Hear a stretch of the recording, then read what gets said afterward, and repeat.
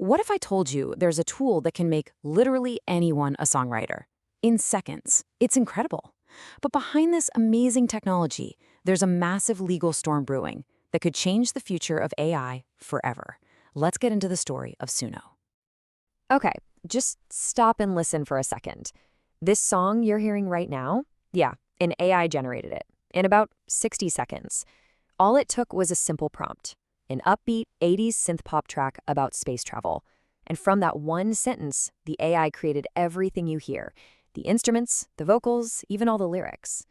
This, right here, is the wild power of Suno. So how in the world is this even possible?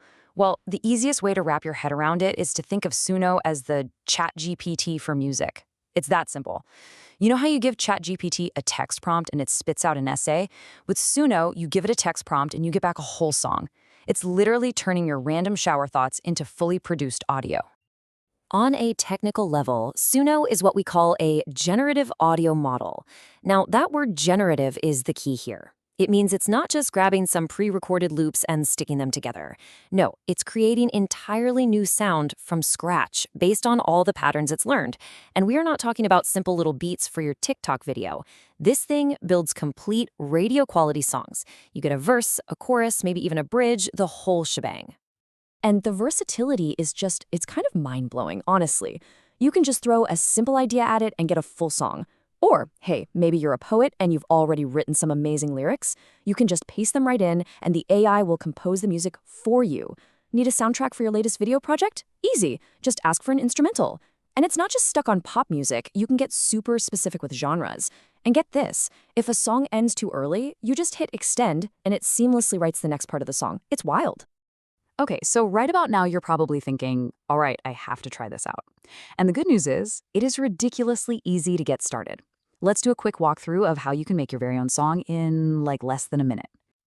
The whole process is so simple. First, you just log in. Then you pick your mode. Custom mode is awesome if you've already got lyrics ready to go. You type in your prompts, you hit create, and boom. The AI gives you two totally unique versions to pick from. You listen, you choose your favorite, extend it if you want it to be longer, and then you just download the file. That is literally it. But of course, with a tool this powerful, you know there has to be a catch somewhere. And that brings us to the really important questions. What's this going to cost me? And maybe even more critical, who actually owns the music you create?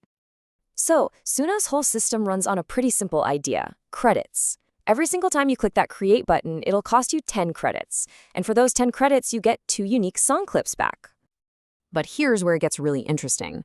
On the free plan, you get 50 credits a day, which is amazing for just messing around and having fun. But take a close look at that last row. Commercial rights is a big, fat no. That means you can't go upload those songs to Spotify or use them in a monetized YouTube video. To do that, you've got to jump up to a paid pro plan. That gives you way more credits and, crucially, it grants you commercial ownership. Ah, but that word, ownership. This is where our story takes a very dramatic turn. Because what a company promises you in their terms of service and what the law actually allows, well, those can be two very, very different things. And now we're entering the massive legal battle over the future of AI music itself. And this really is the central question, isn't it? Suno lets you pay for the commercial rights to a song. But the million-dollar question is, does that mean you actually own it?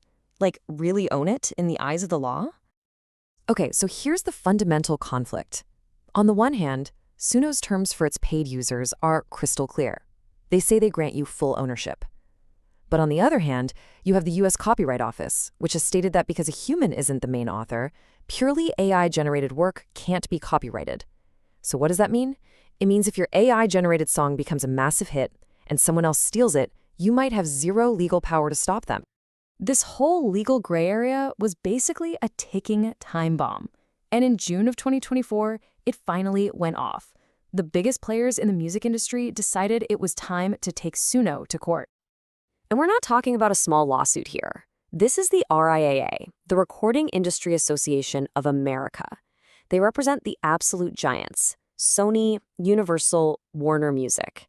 And their claim is that there is just no way Suno's AI could be this good unless it was illegally trained on their huge catalogs of copyrighted music. And what's at stake here? It's not just Suno's future. This could set a precedent that affects the entire generative AI world. Now, to be fair, Suno does have some guardrails in place. It will actually block you if you try to type in, a song that sounds like Taylor Swift. But the system isn't perfect. Clever users have figured out that if you use really descriptive prompts, something like a 1980s pop star with a high-pitched hee-hee, you can get music that sounds suspiciously close to a certain king of pop. So all of this leaves us with a question that's way bigger than just one company. When an AI can create a hit song, is that AI just a new kind of instrument, the same way the synthesizer was a game changer back in the 80s? Or is it something else entirely? Is it the beginning of the end for art as we've always known it? Honestly, that's a debate that is really just getting started.